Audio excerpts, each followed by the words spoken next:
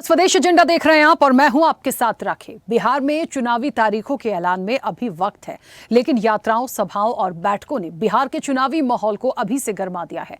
सूबे की सियासत में जीत की जद्दोजहद के लिए सबके अपने अपने दांवपेच हैं। यूं तो बिहार में चुनावी जंग एनडीए और इंडिया गठबंधन के बीच है, लेकिन भाजपा, कांग्रेस, जेडीयू, आरजेडी समेत तमाम छोटे बड़े दल चुनावी दंगल की ओर जोर आजमाइश में लगे हैं। बिहार में बीजेपी और सुशासन बाबू मिलकर सत्ता में बने रहने के लिए पूरा दम दिखा रहे हैं, तो वहीं इंडिया गठबंधन से कांग्रेस और उसके सहयोगी दल सत्ता में वापसी की जड़ी बूटी तलाश रहे हैं।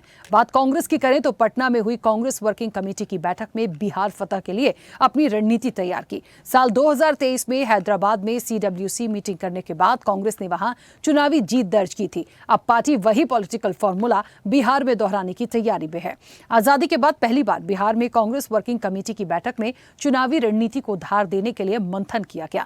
वोट चोरी के मुद्दे को हवा देकर केंद्र और चुनाव आयोग की निष्पक्षता पर सवाल भी खड़े किए गए। देश कई समस्याओं का ध्यान जनता की खींचने की कोशिश की गई है और वहीं महागठबंधन में सीट शेयरिंग के साथ ही सीएम फेस पर सहमति और सहयोगी दलों को एकजुट रखने जैसी चुनौतियों पर भी चर्चा हुई। ऐसे में देखिए, सवाल यही है कि क्या बिहार के चुनावी मिशन में कांग्रेस को मजबूती मिल पाएगी? क्या कांग्रेस अपनी खोई जमीन को वापस ले पाएगी? क्या तेजस्वी से चल रही तकरार पर कोई हल निकल पाएगा?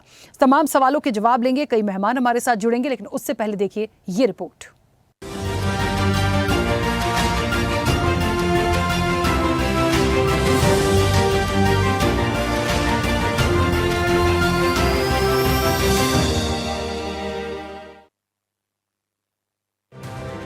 बिहार में अपनी पकड़ को मजबूत करने और बीजेपी नीतीश के गठबंधन को रोकने के लिए कांग्रेस ने पटना में मंथन किया।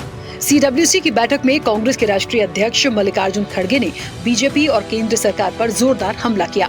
उन्होंने एक बार फिर से वोट चोरी को लेकर चुनाव आयोग और केंद्र सरकार की जमकर आलोचना की। खड़गे ने कहा कि आज हमारी वोटर लिस्ट से आधिकारिक रूप से छेड़छाड़ की जा रही है, तो जरूरी है कि हम लोकतंत्र की जननी बिहार में अपनी मीटिंग कर देश के लोकतंत्र और संविधान को बचाने के लिए अपनी प्रतिज्ञा को दोहराएं। उन्होंने कहा कि बिहार की ही तर्ज पर अब देश भर में लाखों लोगों के वोट काटने की साजिश रची जा रही है। वोट चोरी का मतलब है दलित, आदिवासी, पिछड़ा, अति पिछड़ा, अल्पसंख्यक, कमजोर और गरीब के राशन की चोरी, पेंशन चोरी, दवाई चोरी, बच्चों की स्कॉलरशिप और परीक्षा की चोरी। वोटर अधिकार यात्रा की वजह से बिहार की जनता में इसके बारे में जागरूकता फैली और वो खुलकर राहुल गांधी के समर्थन में आए हैं।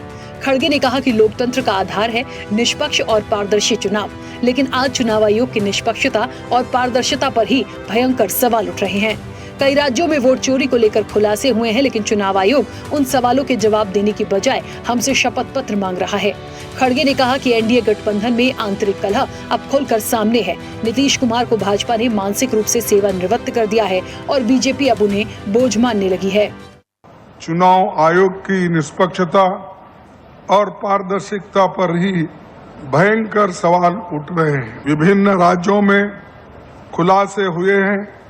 इसी उन सवालों के जवाब देने के बजाय हमें वो खुद एफिडेविट मांग रहे हैं। एनडीए गठबंधन में आंतरिक कलह अब खुलकर सामने है। नीतीश कुमार को भाजपा ने मानसिक रूप से सेवानिवृत्त कर दिया है।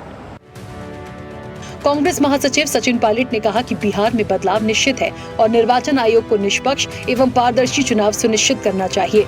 उन्होंने कहा कि महागठबंधन पूरी मजबूती से चुनाव लड़ रहा है और आगे भी मजबूत होगा। वहीं छत्तीसगढ़ के पूर्व सीएम भूपेश बघेल ने एनडीए सरकार पर जमकर हमला बोला। उन्होंने कहा कि प्रधानमंत्री मोदी आर्थिक और विदेश नीति के मोर्चे पर पूरी तरह फेल हो गए हैं, जिससे देश के हालात काफी खराब हो गए हैं। और कांग्रेस पार्टी की जड़ें बिहार में बहुत मजबूत हैं। अगर किसी को गलतफहमी है कि वो छल कपट से, दुष्प्रचार से लोगों को बांटकर वोट लेकर बार बार सत्ता में आएंगे, तो वो गलतफहमी निकाल दें। महागठबंधन मजबूती से चुनाव लड़ रहा है और इस बार बिहार के लोग बदलाव चाहते हैं, बदलाव होकर रहेगा। लेकिन इन 8 सालों में आर्थिक पूरे देश की जनता को लूटने का काम केंद्र सरकार ने किया। विदेश नीति के बारे में भी जहाँ चीन ने घुसपैठ किया हुआ था, प्रधानमंत्री जी उन्हें सर्टिफिकेट देते हैं, न कोई घुसा हुआ है न कोई आया है। केंद्र सरकार और चुनाव आयोग पर उठे सवालों के बाद बीजेपी की ओर से रविशंकर प्रसाद ने कांग्रेस से तीखे सवाल किए। उन्होंने कहा कि कांग्रेस ने कभी लूट का विरोध नहीं किया। राहुल गांधी बिहार के अपमान पर चुप रहे। 85 साल बाद उन्हें बिहार की चिंता हुई है तो हिसाब तो देना पड़ेगा।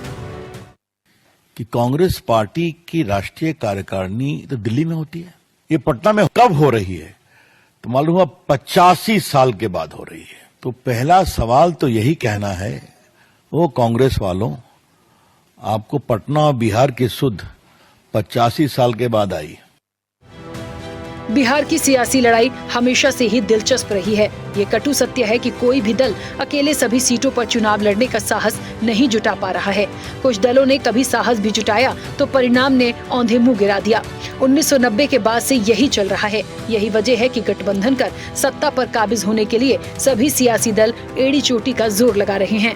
अब बिहार में जल्द ही चुनाव है और सबके अपने अपने दांव। देखने वाली बात होगी कि चुनावी बिसात पर किसकी शह होती है और किसकी मात। स्पेशल रिपोर्ट, स्वदेश न्यूज।